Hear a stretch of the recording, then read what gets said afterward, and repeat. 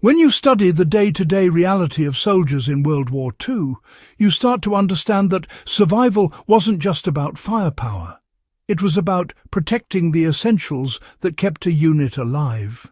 On the front lines, a lost crate of rations or a ruined box of ammunition could be the difference between holding a position and being forced to abandon it. Before we get into the techniques themselves, let me say this early so you don't forget later.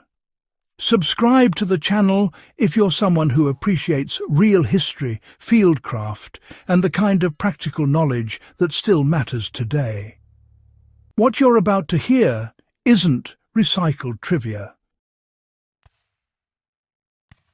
These are strategies developed out of necessity, refined under pressure, and still respected by survivalists, reenactors, and military historians who study logistics just as seriously as tactics. What makes these methods worth revisiting is their simplicity. Soldiers didn't have modern waterproof cases, vacuum sealers, plastic tubs, or high-tech coatings. They relied on field engineering, improvisation, and an understanding of environment that far too many overlook today. Let's go straight into the techniques that kept their food dry, their ammunition functional and, well, their chances of survival higher. Soldiers often buried supplies inside layered earthen caches to protect them from weather and enemy detection. One of the oldest and most reliable methods was the earthen cache. Soldiers, from Soviet partisans to US Marines in the Pacific, used layered soil, bark and cloth to bury crates of food or ammunition in a way that resisted moisture and blended into the terrain. The key was layering. A dug pit, a base layer of gravel or broken stone to lift crates off wet ground, a wrap of wax canvas or oiled cloth, then a tight backfill of dry soil. For those wanting a modern use, try applying this principle with sealed containers and a raised gravel bed when burying long-term supplies near a homestead or bug-out location. The principle remains identical: elevate, insulate, and conceal. Units frequently used wax tar and grease coatings on ration tins and ammo boxes for weatherproofing. Field engineers learned that moisture was a relentless enemy, especially in the Pacific campaigns. Soldiers brushed or dipped metal containers in wax or tar to seal seams against humidity and salt air. Grease served double duty, repelling water and preventing corrosion. If you're a prepper storing metal ammo cans or tools outdoors, the old World War II method still works, you know. Just heat up a wax blend, brush it onto the seams and let it harden. It's not pretty, but honestly, it's field-tested protection that doesn't rely on modern synthetics. Tunnels and foxholes were adapted into temperature-stable storage chambers. Any soldier who spent more than a week in one position understood that a trench or foxhole wasn't just for cover. It was a micro-environment. German troops on the Eastern Front often carved side chambers into trenches to store ammunition, where temperature swings wouldn't crack casings or spoil rations. Japanese forces routinely lined these recesses with bamboo or wood to reduce direct soil contact. You can mirror this strategy by carving out semi-subterranean storage in shaded areas, such as a hillside cellar or an underground alcove for canned goods, which naturally moderates heat and extends shelf life. Soldiers hid supplies inside false walls, repair crates, and broken equipment. Camouflage wasn't always about leaves on helmets, you know.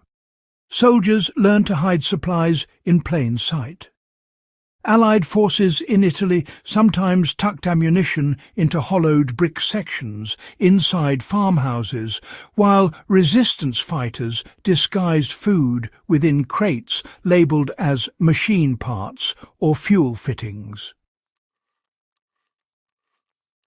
This principle applies well today in urban prepping. Using false panels, hollow beams, basement columns, or dummy storage labelled with something boring ensures your valuables aren't an obvious target. Units utilise suspended storage to protect rations from rodents, flooding and insects. In the Pacific jungles and European forests, troops suspended ration bags and ammo pouches from trees using ropes, wires or hooks. The height kept them dry during sudden floods and out of reach of animals. You know, modern homesteaders often forget how effective air storage can be. Hanging sealed food bags or gear inside barns, garages or shelters remains a reliable way to avoid ground moisture and pests. Back in the day, WWII soldiers proved that elevation is often as valuable as concealment. Soldiers often repurposed fuel cans and metal drums as improvised waterproof safes. The famous jerry can wasn't only for fuel. They'd clean empty cans, line them with cloth, stuff in rations or cartridges, and seal them tight for river crossings or long marches. These cans floated, resisted water intrusion, and were difficult to crush. Today, metal fuel cans remain excellent long-term storage for dry goods when paired with moisture absorbers. The WWII trick was always the same, really. Repurpose what's already durable, rather than building new containers from scratch. Fire pits and cook areas were used as disguised storage sites once cooled. Some partisan units and Allied scouts hid their supplies beneath old fire pits. Once cooled and covered with ash, a fire site looked abandoned and uninteresting. Beneath the surface lay crates protected under stones and cloth. It was misdirection at its finest. You can replicate the concept by, hiding in the ordinary, placing storage under sheds, beneath workstations, or under garden features that don't invite curiosity. Soldiers built double-sealed ration bundles using inner cloth, outer oilskin and tight cord binding. This method protected food during river crossings, rainstorms and long foot marches. The inner layer absorbed moisture, the oilskin repelled it, and the tight binding prevented abrasions.